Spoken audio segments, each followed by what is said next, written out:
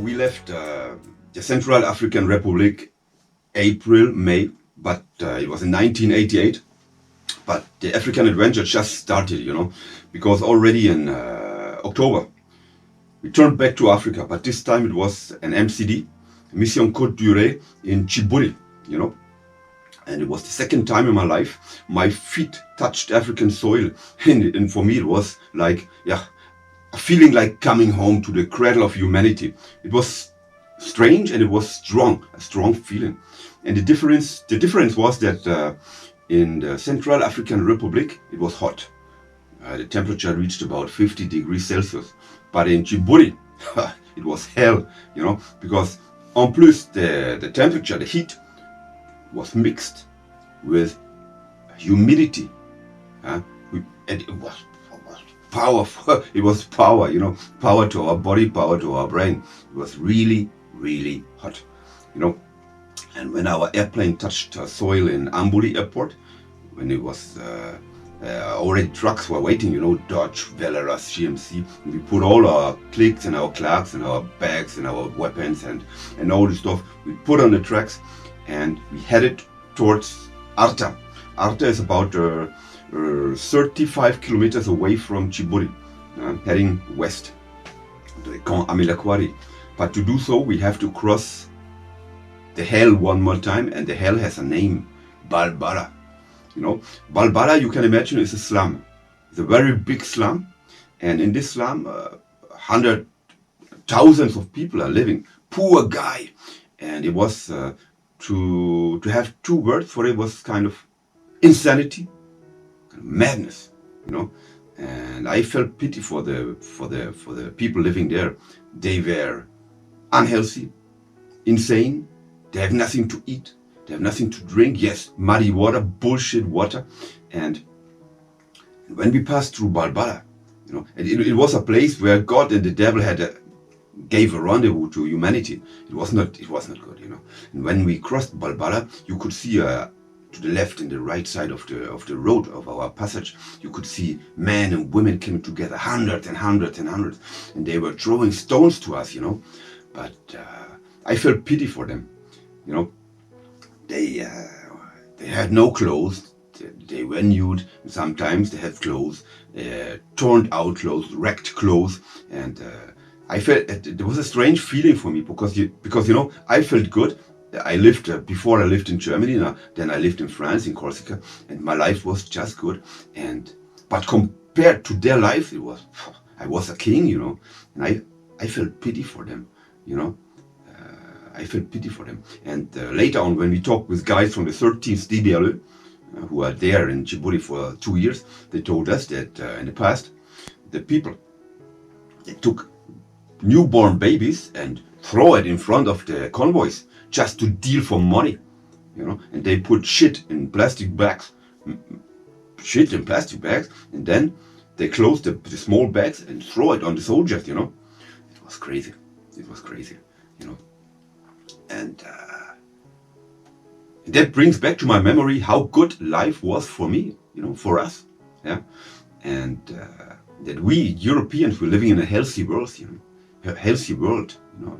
And then it was in the middle of the night, just to tell you, it was in the middle of the night. And then our trucks passed Balbala, and then we are moving up to the mountain to Arta, Camp Amilakwaari, and as always, when I'm sitting on the back of the truck, I looked to the stars up above, and suddenly I saw the Southern Cross, and it was like, wow. It was like, wow, you know. And since then, every time I had the occasion, the possibility to find the Southern Cross in the African sky, I did so, because the Southern Cross, I don't know why, gave me so much strength, so much confidence for life. It was really, really strong, a strong feeling to have a look at the Southern Cross.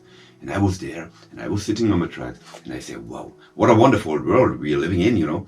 And you know, in Europe, you have not the opportunity to see the Southern Cross. You can see it in Africa, yes, right? And it was really, really great. And then we stood in front of the Camp Amilakwaari. And Camp Amilakwaari Prince Amilakwari, the name of the camp, is coming from a Georgian prince. You know, he fled in front of the communist invasion from the Red Army, Russian Red Army, in 1921. Headed to France. He was a real prince. Headed to France, and he made the officer school. And then later on, he was killed in action in after the Battle of Bir Hakeim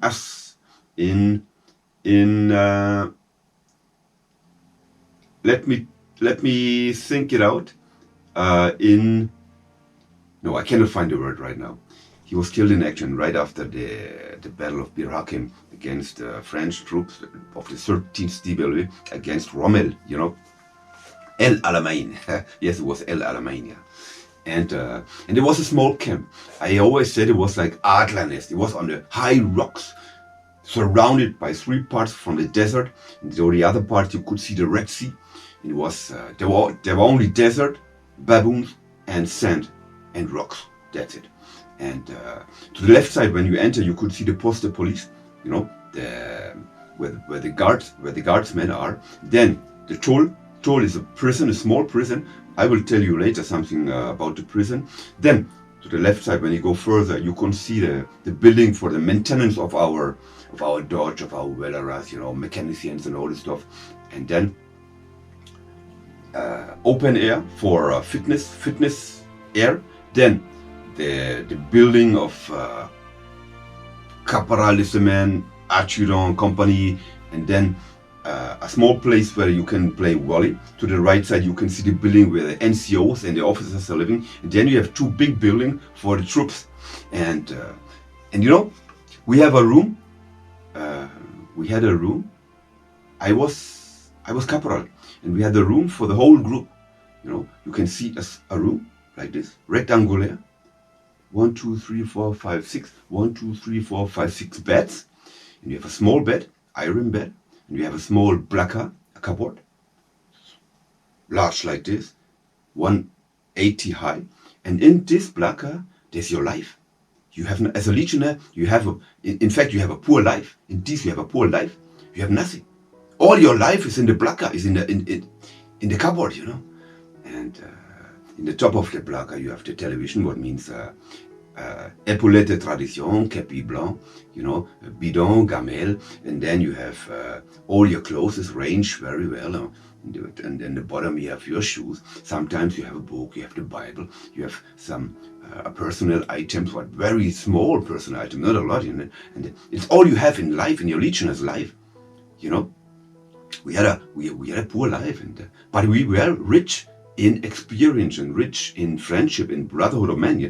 You know what I mean? And it's so worthy, you know. It's so worthy. And sometimes when you had off time, I would sit in my bag reading my books, and I had a look around and say, wow, this is a man's world I'm living in. It was crazy. And I loved this life. I loved my life. So when we just in front of our building we are living in, Legionnaire, we had the toll. The toll is the prison. And the prison was a wall out around the toll, a wall maybe 2 feet high, you know, paint in white with chalk, show. And then you have the building, the prison, was maybe 2 meters high, 3 meters large, and 4 meters long. A roof was an iron roof, and when the prisoners, the legionnaires, prison in the Legion is a place you don't want to be. Be sure you don't want to go there. You don't want to be there. You know, when in the evening time, the night time, when our prisoners go into the jail, into their prison, they have to get naked. You know, they can wear the slip, only the slip. You know, the pants, and then they go in with the duvet. Duvet is a sac de couchage, a sleeping bag, and that's all. In the night time, they were hunting. You know, they were hunted by millions and millions of mosquitoes. And in the daytime, it was about 60 degrees Celsius, really hot. And they go up. You know, they go up. They will be awakened early in the morning at 4:30 a.m. Then they had to get in combat tenue, you know, battle dress, uniform, a BDU, and then they had to put put a charge on the neck. Most of the time it was from a vehicle, a chambre à air. I cannot find the word in English. And it was filled up with sand. They put it in their neck. It was about 10 kilos, and they have to run around the Place de Rassemblement for at least 1 hour. So before having breakfast, they were already broken, mentally. You have to be strong to survive there, and then they had breakfast, and then they had to go to the soute d'ammunition, where we had our ammunition, paint the stones in white color, or making small stones out of big stones, with a mass, with sledgehammer and things like that. They had a really hard life. And sometimes when we other legionnaires passed in the nighttime, we gave them some beer, gave them some cigarettes, but we have to be aware not to be caught by the Spieß, by the adjutant company, because if he caught you, next day you were in also. Yeah. And I remember very well, the prisoners were dressed normally, on the head they had a bob. Bob is kind of chapeau de brousse, but in olive color, against the heat. Then they wear the chemise gao. Chemise gao was a shirt like this, but all in olive color and open to the side against the heat, short, and patogas. Patogas was the desert rangers, desert boots, light desert boots. Yeah, and so they did their job, 5 days, 10 days, depends on how many days they have to spend in jail, in prison, poor guys. But when you're coming out of the jail, you are really tough for the life, believe me. And in front of my building we had the refectoire where we all ate in lunch and dinner. We all eat lunch and dinner. All legionnaires come together to eat lunch and dinner. And we have a cook. And the cook was Gaulois, the French guy, and his staff, And the cook, in his kitchen, he was the king. But we had all around outside, we have hundreds and hundreds of baboons. And the baboons were making siesta. Siesta is the time between 11:30 a.m. and 3 o'clock p.m. And the baboons were coming, dozens, 40, 50, 60. They were coming, and they were invading the kitchen in the refectoire, and they were playing with the casserole, with the pans, and they were eating stuff, eating the garbage laying around, eating chambon, everything they could grab, and they were eating. And they going inside the kitchen, and sometimes you could hear screaming. The cook, whoa, and what happened? But then the baboons turned aggressive, and they attacked the staff of the kitchen. And sometimes we had to took our from us and do our job, because they were really aggressive. Teeth like this, baboon is very dangerous. And when we touched one baboon, you have to imagine, they came like soldiers to grab their comrade with maybe lying on the ground, They came in rows, in waves. The first wave go over the comrades, the baboon was wounded, and attacked us directly, 1, 2, 3, 4, 5, like soldiers, organized like soldiers. And then they go further over the baboon is wounded, lying at the ground, towards us. And then the second wave came meanwhile and took the baboon who's lying on the ground and withdraw with them. And then the first wave came back and they flee together. Wow, organized like soldiers, And we had a good life in Camp Amilakwa, really soldier life, Sometimes in the night time, we go to Chez Abiba. And Chez Abiba you could find the girls, And in the night time, after the appel, we make the mur, faire le mur, what means we came together, 2 or 3, and then we were ramping over the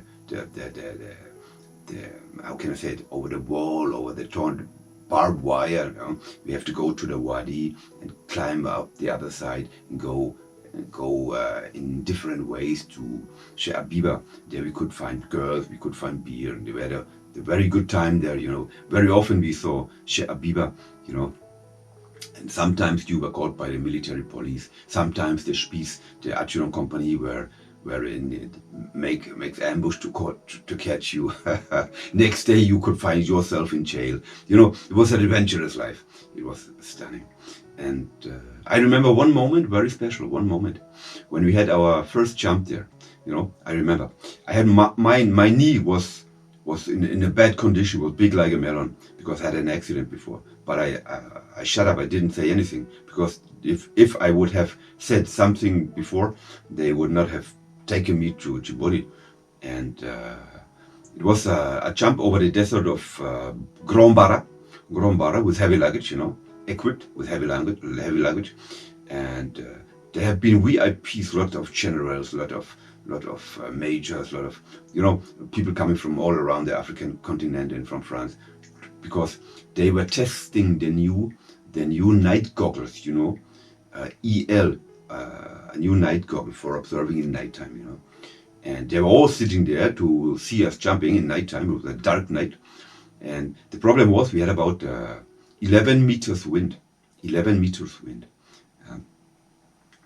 And already in the plane, when we stand up, hook out, go front, the first in the door, you know, they told us we jumped out with the conscience. We have 11 meters wind up there, and I remember very well.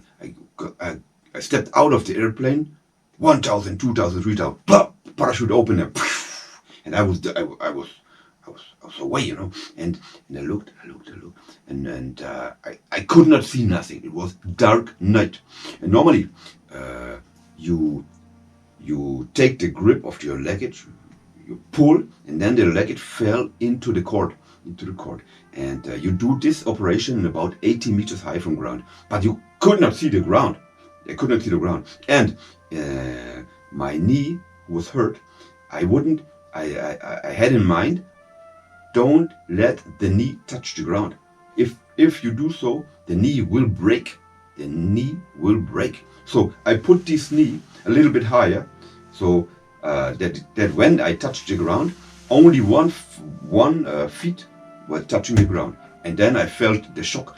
Boom! I was lying there, and I immediately lost conscious. I was unconscious, and I wake up maybe 10-15 seconds after, and I felt that the parachute was full open, and it turns me and it pulls me over the desert of the Grand Barra, you know, and then it was horrible. It was horrible.